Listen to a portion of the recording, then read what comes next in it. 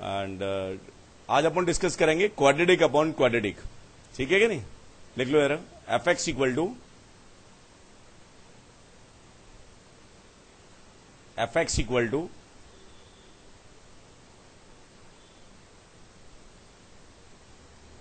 Quadratic upon quadratic a1x square plus b1x plus c1 upon a2x square plus b2x plus c2। ठीक है ना? And ai's and bi's ci's are element of R and a1 a2 not equal to 0। ठीक है कि नहीं? इसको discuss करना है तो 5 मिनट में ही खत्म करूं डिस्कशन, बहुत जल्दी से।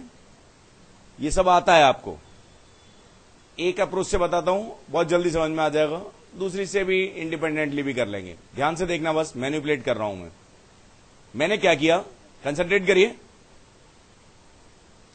मैंने क्या किया कि एफ एक्स को एक बार दोबारा से लिखा, दोबारा से भी लिखते समय किस बात का ध्यान दिया, अपॉन वाला जो एक्सप्रेशन है उसको सेम ही लिख दिया। ठीक है ना? a2x square plus b2x plus c2 आप भी लिख लीजिए। ठीक है ना? जल्दी लिखिए।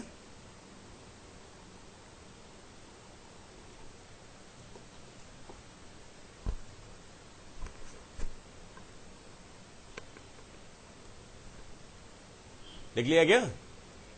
अब क्या किया, कंसंट्रेट करना, ओनली फर्स्ट टर्म पे कंसंट्रेट किया मैंने बस, और इसे क्या बना दिया, a2 नॉट इक्वल टू 0 है तो a2 से डिवाइड कर दिया, तो अंदर क्या बचेगा मेरे पास, a2 x स्क्वायर। सही है?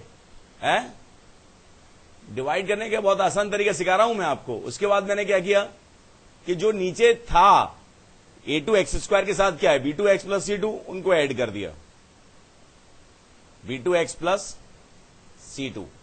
इतना काम कर सकते हैं?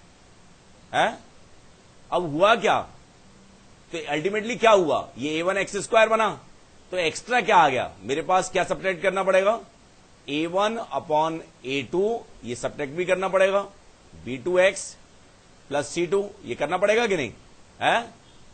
क्योंकि यही तो एक्स्ट्रा ऐड हो गया ना। फर्स्ट टर्म को ऐसे लिख दिया, बात समझ में आ गई ना? इसके बाद वाले टर्म को अनचेंज रखा, तो क्या आ गए, प्लस b1x प्लस c1। समझ आया? ओनली एक्स स्क्वायर पर फोकस किया, a2 से डिवाइड किया, a2 x स्क्वायर बनाया उसे, फिर उसके बाद क्या किया, b2x प्लस c2 किया, तो माइनस b2x प्लस c2 भी करना पड़ेगा, तो a1 a2 बाहर है, तो ओवरऑल इतना आ जाएगा। समझ आया? ये ढंग से करो इसे, यही कोर स्टेप है। इस स्टेप के बाद क्वाड्रेटिक अपॉन क्वाड्रेटिक समझ में आ चुका है, खत्म ही हो गया है डिस्कशन।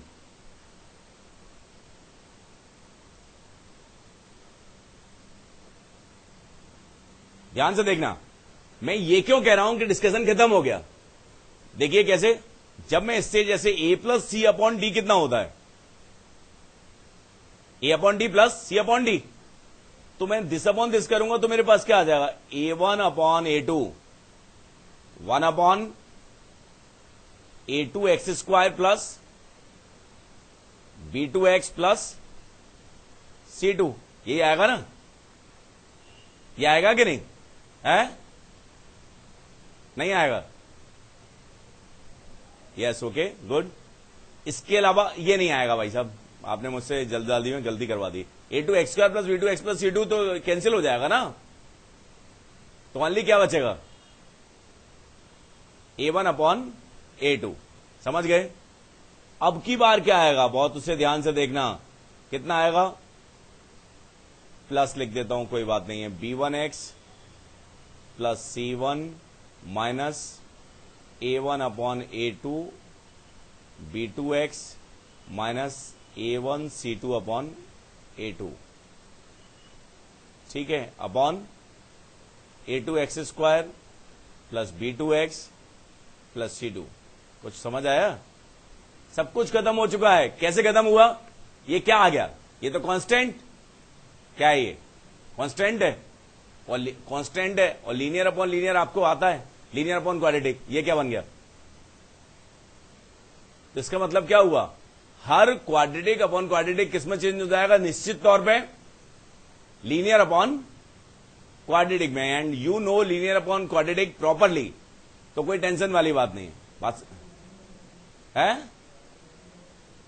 डिवाइड ही तो किया है, और क्या किया है? ये डिवाइड करने का ही तो तरीका क्या है? क्वाड्रेटिक को क्वाड्रेटिक से डिवाइड करोगे तो लीनियर आएगा,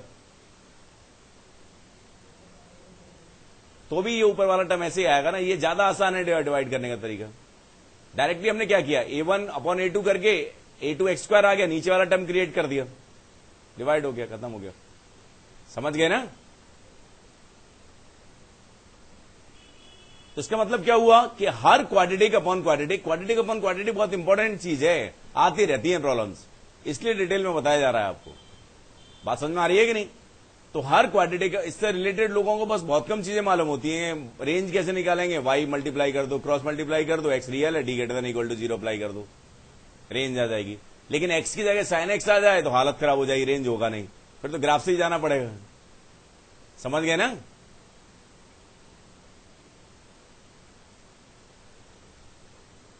तो इसका मतलब क्या हुआ? हर quadratic upon quadratic linear upon quadratic में चेंज हो जाएगा, तो उसे डील करने में मुझे कोई भी टेंशन नहीं है। Got it? है? समझ आ गया ना? और मान लो आप इंडिपेंडेंटली अप्रोच करना चाह रहे, ये नोट कर लिया, तो एक इंडिपेंडेंटली भी अप्रोच करके बता देता हूं मैं, ध्यान से देखना कि मान लो आप इंडिपेंडेंटली अप्रोच करना चाह रहे हैं, a1x² प्लस b1x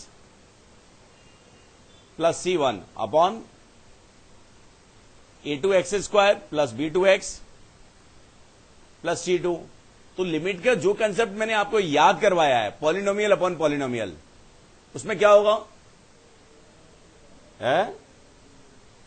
आप लीनियर अपॉन क्वाड्रेटिक को के पास नहीं जाना चाहते हैं, मतलब उस अप्रोच से नहीं करना चाहते हैं, तो भी कोई टेंशन नहीं है, डायरेक्टली कर सकते हैं। बस अंतर क्या आएगा? डेरिवेटिव निकाल के क्या निकालेंगे? इंटरवल्स ऑफ इंक्रीज या इंटरवल्स ऑफ डिक्रीज, ठीक है ना? इसके अलावा d लेस देन 0 होगा तो हर पॉइंट पे डिफाइंड होगा, d ग्रेटर देन 0 होगा तो 2 पॉइंट पे नॉट डिफाइंड होगा, उसी तरह से जाएंगे। और d इक्वल टू 0 होगा तो 1 पॉइंट पे नॉट डिफाइंड होगा, उसी तरह से जाएंगे। अंतर कितना आ जाएगा? बस x अप्रोचेज टू इनफाइनाइट और x approaches to minus infinite पे जो लीनियर अपॉन क्वाड्रेटिक में 0 आ रहा था, इसमें कितना आ जाएगा? a1 अपॉन a2, बस इतना आएगा, इतना अंतर आ जाएगा और कोई अंतर नहीं आएगा।